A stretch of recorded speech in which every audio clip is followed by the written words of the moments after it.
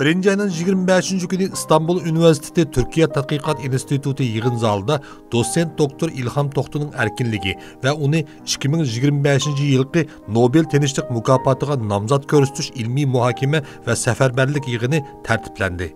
Tövende haberimizden tafsilotini diqqatingizga sunamiz.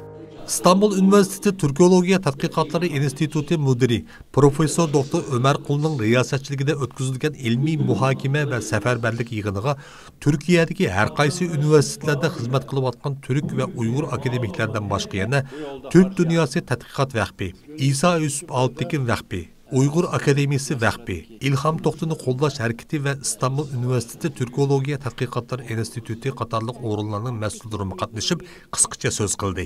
Yig'inning boshlanishida Profesör Doktor Ömer Qul qatnashuvchilarga Uyg'urlarning hozirgi ahvoli to'g'risida qisqacha aniqlama bergandan keyin mazkur yig'in to'g'risidagi e'lonlarning chiqishi bilan tangla Xitoy diplomatlarining bu yig'inning bekor qilinishi to'g'risida harakatga o'tganligini so'zlab, şunu ifadalab qo'yayki, Türkiye Cumhuriyeti Devleti idoraları, bürokratları ve akademikleri Xitoylarning parmaklarını shiltib tehdit saldigan devlet, idora ve akademikleri emasdir, dedi. Ömer muallim yana Xitoy konsolosları bunu mu anlap qo'ysun? Sharqi Turkiston ko'rishini buvaq qotili bo'lgan bir terrorlik tashkilotining qilmishlari bilan selishtirmoqsin. Sharqi Turkiston ko'rishini har qanday shaklda bir terrorlik harakati bilan selishtirishga bo'lmaydi, dedi. Bunu da duysun. Doğu Türkistan davası hiçbir yönüyle bir terör örgütüyle eş tutulamaz. Ege Üniversitesi o'qituvchisi Profesör Doktor Alimcan İnayet, Komünist Xitoy hokimiyatining asosiy qonunlaridagi oz sonliq millatlarning kishilik huquqi ve avtonomiya huquqlari to'g'risida ma'lumot berib, Xitoy Komünist Partiyasi hukumatining Uyg'urlarning asosiy qonunida berilgan haq va huquqlarini ijro qilish u yoqda tursin, aksicha og'ir darajada dafsanda qilib kelganligini ta'kidladi. İlham Toxtu'nun o'quvchisi bo'lgan Tursunjon Abletmi so'z qilib, Turkiyadagi va dunyodagi butun kishilik huquq qo'g'duvchilarining İlham muallimning Nobel mukofotiga erishishi uchun birlikda kuch chiqarishi kerakligini bayon qildi. Germaniyadan alayda İstanbulga yetib kelgan İlham Toxtu'ni qo'llash harakatining mas'uli Anvarjon apandimi so'z elib, bu qitimqi yig'iniga sohibxonlik qilgan o'rinlarga cho'nqur rahmat aytish bilan birga İlham Toxtu apandimning Bejindagi vaqtlarda Uyg'ur xalqining kishilik huquq va avtonomiya haqlarini qo'g'dash yo'lida elib borgan ilmiy kurashlari to'g'risida qisqacha aniqlama berib o'tdi.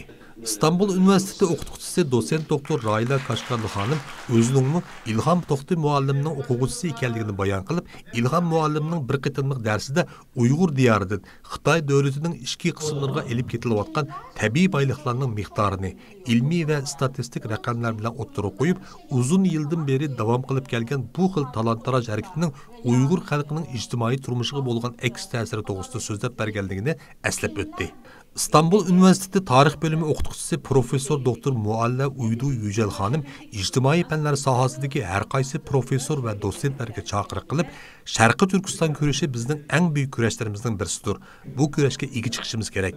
Biz chet ellarda va Turkiyada ijtimoiy fanlarning qaysi sohasida bo'lsak bo'laydi, bu harakatning maqsadini bütün akademiklerimizga yetkazishga tirishib, İlham Toxtu'nun hayat vaqtida Nobel Tinchlik mukofotiga erishishini qo'lga keltirishimiz kerak, dedi. Muhokama ve seferberlik yig'inining oxirida İlham Toxtu'ni qo'llash harakatining mas'uli Anvarjon apandim İlham Toxtu'ni Nobel Tinchlik mukofotiga nomzod ko'rsatish uchun 2 yildan beri kuch chiqarib kelayotgan Türkiye'deki her qaysi üniversitelerdeki akademikler ve ijtimoiy tashkilot mas'ullariga rahmat bildirish uchun ularni sahnaga taklif qilib, o'zlari uchun alohida hozirlangan teşekkür taqdimnomalarini taqdim qildi.